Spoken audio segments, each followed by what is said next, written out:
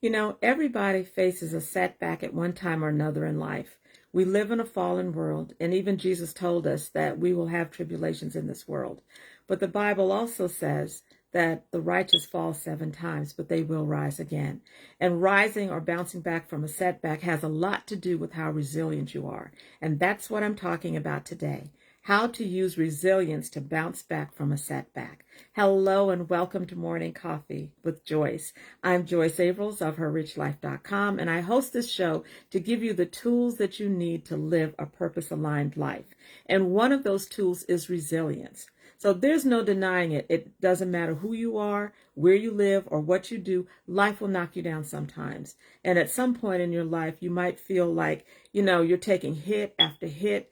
The enemy is just coming at you again and again, whether it's the loss of a loved one, the loss of a job, a serious illness, disaster, rejection, or any number of heartbreaking setbacks. You can feel the pain of misfortune. We all do. Unfortunately, it's a part of life, and none of us are immune from it. We live in an evil world where the enemy of our soul wants to take us out. I mean, he wants to destroy us by any means necessary, and he'll use anything to accomplish his goals. But there's good news. When you're a believer, there's always good news. You can always get back up. While each of these hits might leave some kind of mark on you, it doesn't mean that these blows get to define you. As the old saying goes, life is determined 10% by what happens to you, but 90% by how you react to it. Because how you react to a setback is the key to coming back or bouncing back from that setback, and resilience will help you to do it. And I know sometimes when you look back over your life, many of these disappointments actually set you up to achieve some of the greatest victories, spiritual ones, or other ones that you've had in your life. And you've probably heard some people say that success is simply how high you bounce back up when you hit rock bottom. Well, one of the best ways to recover from these setbacks is developing your resilience muscle. Good morning, Natasha. You pretty lady too. Thank you. So what exactly is resilience? Well, the dictionary says that it's the capacity to recover quickly from difficulties. It doesn't mean the absence of struggle or the absence of pain, but instead it's being able to come out of a struggle a little quicker and having learned some lessons from that you can apply in your life going forward. So in other words, it's not getting stuck when you're facing a challenge. As I said at the beginning, Proverbs 24:16 says, "For the righteous fall 7 times, but they rise again." It's okay to fall down. We're all going to do that. We're all going to have setbacks. We all have those times. But what's even more important is that you don't give up and you realize that you can overcome that you can bounce back every time. And resilience is key to doing that. And the way of developing your resilience muscle and your ability to bounce back is developing a resilient attitude and with prayer. So because the truth is we're going to face those obstacles. We're going to have those challenges and setbacks. But there is a resilience formula, and it's a simple one. When you've fallen down, you rise and you take another step. Yes, resilience is key. So when you have the setback, rise and take another step. And here's an example of what I mean. Very simple, but I think it makes what I'm saying very clear. Babies fall down hundreds of times before they're able to walk. But every time, in order trying to make that first step, that when they fall, they get back up and they try again and they keep trying until they're able to actually stand upright and walk without the help of someone else. When you look at your life, I'm pretty sure that there are some challenges that you've overcome as well. And still struggles can grab you by surprise. And surprise can often create confusion, which can cloud your thinking. And so that's why it's important to nurture your ability to bounce back so that you can clear your confusion as quickly as possible and respond in faith over fear. And how you do that is what I'm going to talk about right now. Yes, when you have a setback, rise and take another step. Here are 7 practical steps or ways, keys, whatever you want to call them, that you can use to strengthen your resilience muscle. The first one is build and nurture meaningful connections. And I talked a little bit about this last week, but relationships matter. Your relationship with God matters. Your relationship with other people in your life matters. Those people who are important to you, your friends, family, co-workers, church groups, sorority members. Studies show that the number one factor influencing resilient people is other people. It's your relationship with other people. Creating and having supportive relationships are important. And sometimes we allow busyness to keep us from developing those relationships. And it's so important for us not to do that. Because when it comes to bouncing back from setbacks, if we have the support of other people, if we can have that on a regular and consistent basis, it helps so much. God created us to be in relationship with other people. John Donne, I believe it's John Donne's poem, "No Man is an Island," is really true. No person is an island set unto themselves, because relationships create love, they create trust, encouragement, and reassurance. And if you're wondering about this, ask yourself these questions. Who are the people you can lean on in times of trouble? Who do you talk to about the hard stuff, not just the surface stuff, but the root stuff, the things that are under the surface that nobody else sees? Whose shoulder can you cry on? Who makes you feel like you can overcome anything? And who speaks life over you? Not judgment, not death, but life. Good morning, Georgette. It's important to have people in your life who can do these things for you. And if you don't, I'm going to suggest that you DM me, Joyce Abrils, and we're going to chat about how you can create these relationships, because you need that. And as a life coach, I can help you figure that out. But when you're going through a setback and you want to bounce back, you need these kind of people. Proverbs 17:17 says, "A friend loves at all times, and a brother is born for a time of adversity." Be grateful for that friend, that brother, that sister, whoever encourages you and helps you when you're trying to bounce back from a setback, or when you're trying to get up from something that's really knocked you down. Whoever can help you bounce back from those things, those are important people that you need to connect with, you need to lean on, and please be sure to thank them. And another thing about this too is that there are times in your life when you are the person that someone can lean on or should be able to lean on. And it's important to be there for them during these setbacks so that you can give them that encouragement that you needed when you were going through yours. So it can be tempting to isolate yourself when you're struggling, because a lot of times when we fall down or we have a setback, we feel shame. And the thing about shame is, if you lean into that, it will have you isolating yourself. And that's just what the devil wants, because he wants you to get to a place where you think that you're all by yourself. You can't let anybody else know about this. You can't talk to anybody else about this, because then he can whisper his deception and his lies into your mind. And so it's really important that you not isolate yourself, that you not let shame hold you back from sharing these things with the people in your life who can support you. So don't shut those people out. Number 2, practice positive thinking.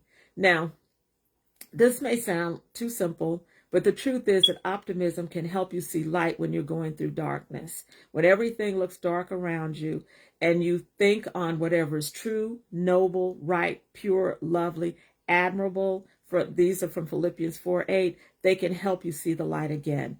Proverbs 24:17 reminds us, "For as a man thinks in his heart, so is he." What you think and what you think about, or how you think about a situation that you might be going through, plays a major part in how you'll be able to get through it. Now, I'm not suggesting that you ignore serious problems or candy coat the situation. I'm not talking about looking at life through rose-colored glasses.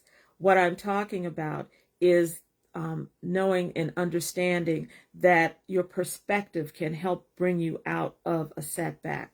Because it's not, when I say practice positive thinking, I'm not saying to ignore your problems or candy coat your situation. I'm not saying that. Because as I said earlier, life can be hard. We live in a fallen world, and some of these things that you have faced, or you might even be facing right now, can be a huge challenge. And I'm not minimizing any of that. But what I'm saying again is how you look at that, how you look at your situation. If you can see beyond that to the future where you have gotten through this, it helps. That's the kind of positive thinking I'm talking about.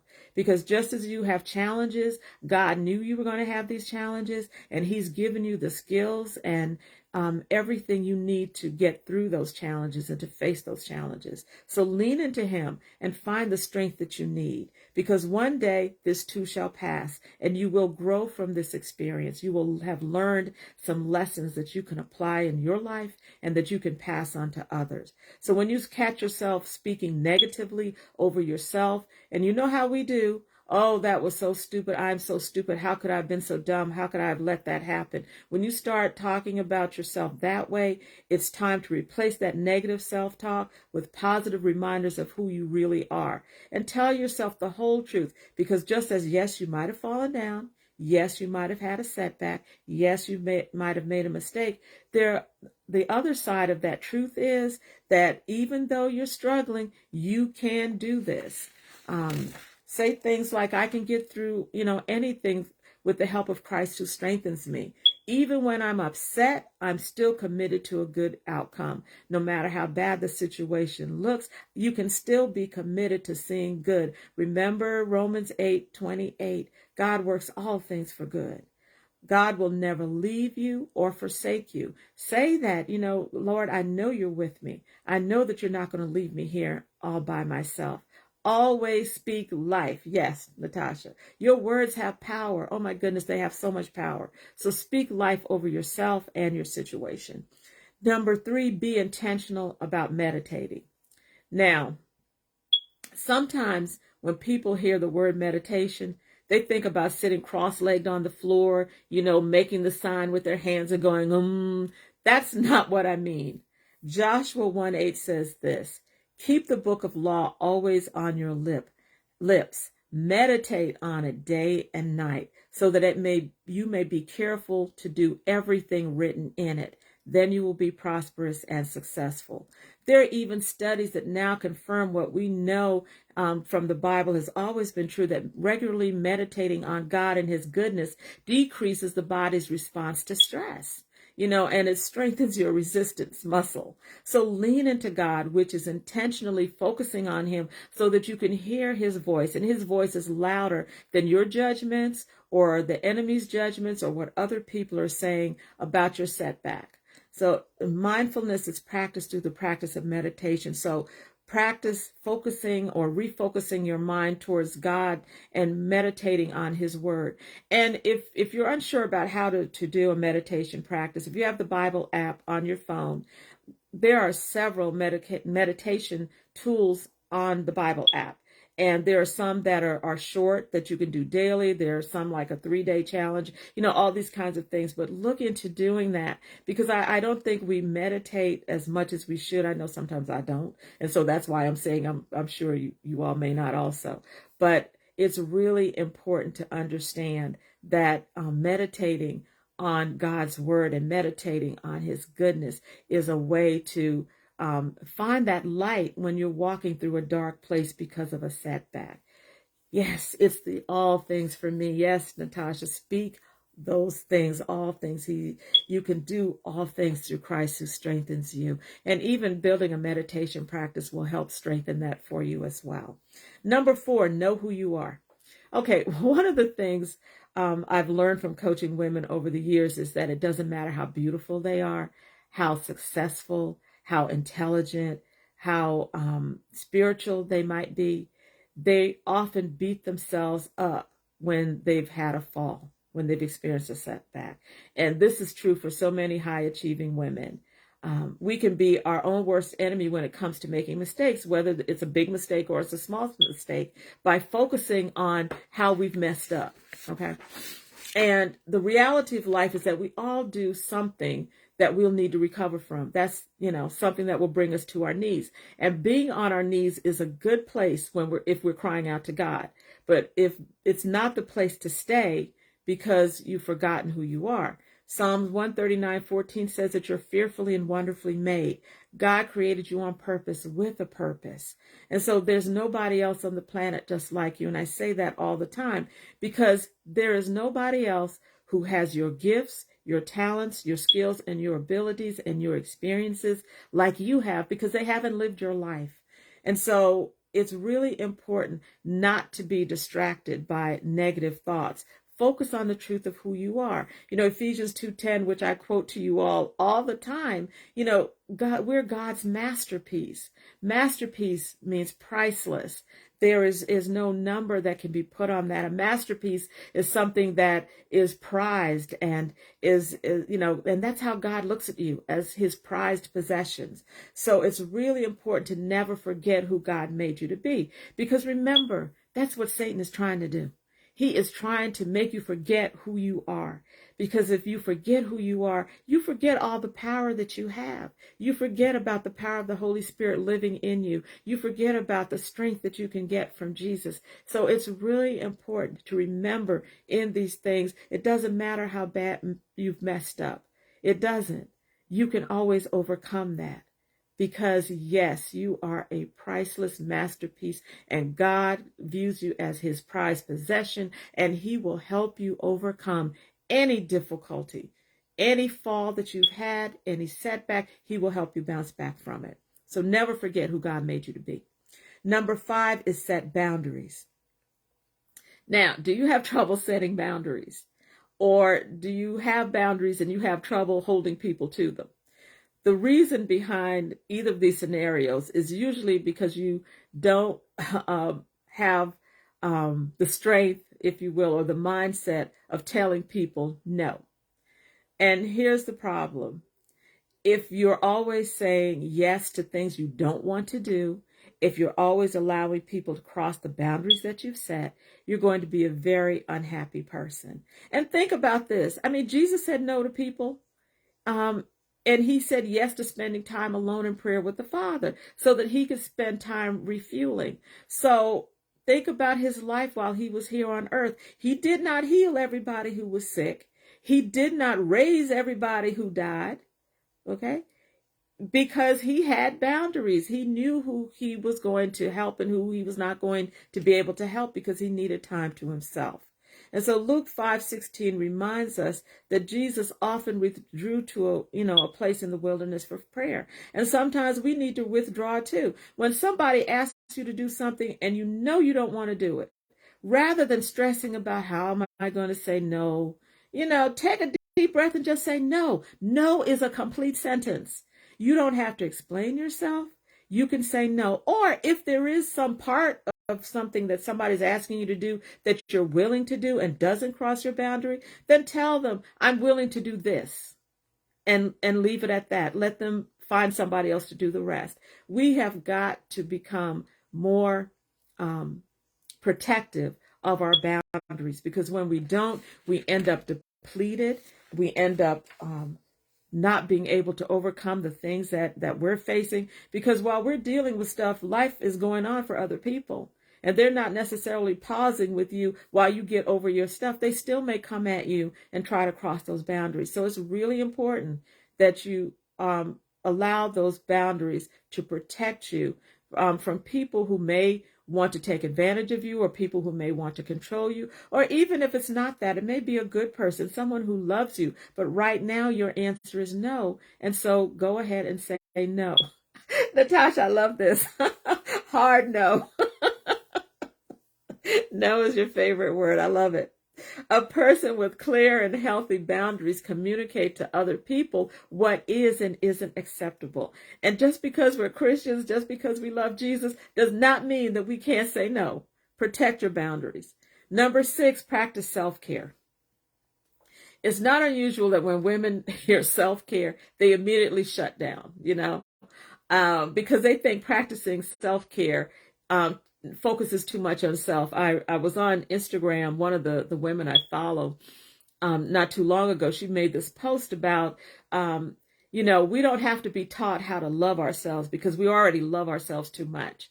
We don't need to focus on self-care because we already care about ourselves too much. And it's like, and I shared a different perspective, because I don't believe that.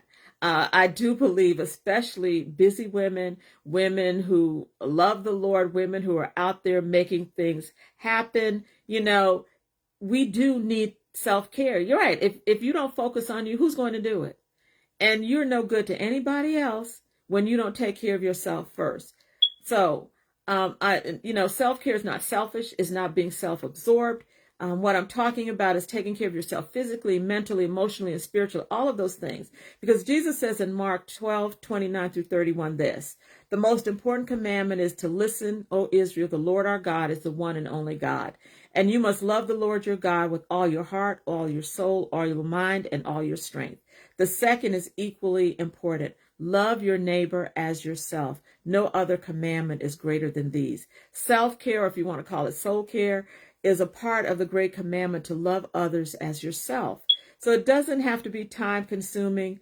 It doesn't have to be expensive. It doesn't have to be indulgent, but it can be if you want to. If you want to do that from time to time, there's absolutely nothing wrong with that. But yes, Georgette, self-care is absolutely necessary.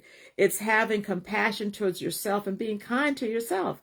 Because think about how you would treat a friend, and treat yourself that way. Self-care is not selfish. Self-care is being obedient to God's word, because God says that we are to be a good steward over everything that he's given us. He's given us this body. He's given us this mind. He's given us these gifts and talents and all these things to share with the world. And we have to take care of those things. That's being a good steward over what the Lord has blessed you with. And there's absolutely nothing wrong with taking care of it.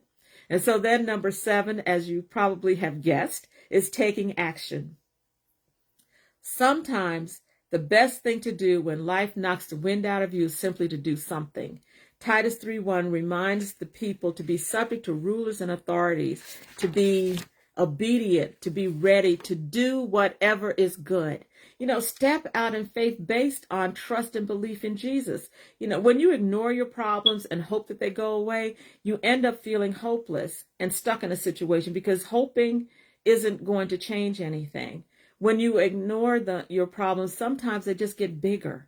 When you place your hope in Jesus, he'll give you the strength to take that step, because the fastest way to break through or bounce back or get up is to simply start moving. Get up and do something. Take one decisive action and, ask God to order your steps, and he's going to do that. Then take one step and see what happens. And as you keep taking these steps, you start stirring up that resilience and courage that you need to continue on. And it makes you feel capable of taking more steps. Your storms aren't meant to break you. They're not meant to destroy you. They're meant to strengthen you.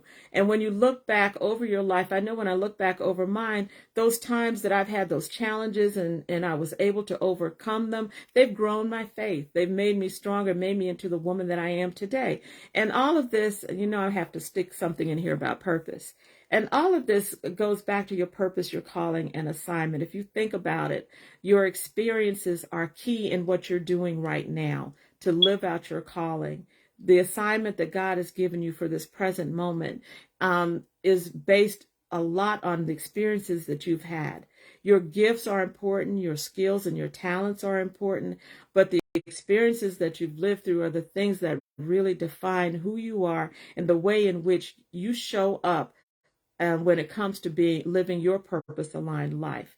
And so it's really important to understand that when you bounce back from these challenges, they give you a testimony, and that testimony is going to help and encourage somebody else who may be going through a similar thing. And when it feels like you can't rise again, I want you to remember this quote. It's a very short, easy one from Dr. Jose Harris. Falling down is a part of life. Getting back up is living. Never doubt that with resilience, with prayer and trust in Jesus, you can bounce back from anything. There are so many people who have gone through horrible situations. You might have as well. And they were able to overcome them because of resilience and prayer and their trust in Jesus. And most of what I've shared today, I'm sure, is not unfamiliar to you. It might even seem too simple when compared with the setback you're facing. But sometimes when you're struggling in an area of your life, you might think you need a complex solution, but that's not true. If you practice these simple things, you will build resilience. Thank you, Natasha, for listing those keys. You'll then be better equipped to handle life's challenges, and you'll find yourself bouncing back more quickly because, as I said earlier, resiliency isn't the absence of hardship, struggle, or challenge, but it's the skills and the disciplines that will allow you to overcome and get through these setbacks. And so I'm not advising you to try to do all 7 of these things at one time.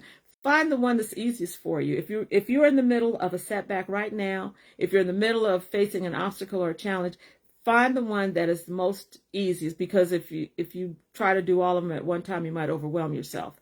But go ahead and find one. Start with the easiest one for you first. And that's going to give you some quick wins. And when you have quick wins, they encourage you to keep moving forward. And as you improve in one area, then you'll strengthen your overall resilience. So keep working that muscle, and you'll find yourself bouncing back quicker and easier from your setbacks. Because as the Bible says, you might fall. You can fall 7 times, 10 times, 20 times, but you can rise again, because you belong to the Lord, and he never leaves you in a place that he never intended for you to be in the first place. So it's really important to know all of that. Oh, thank you, Natasha. I am so glad that you found value in this.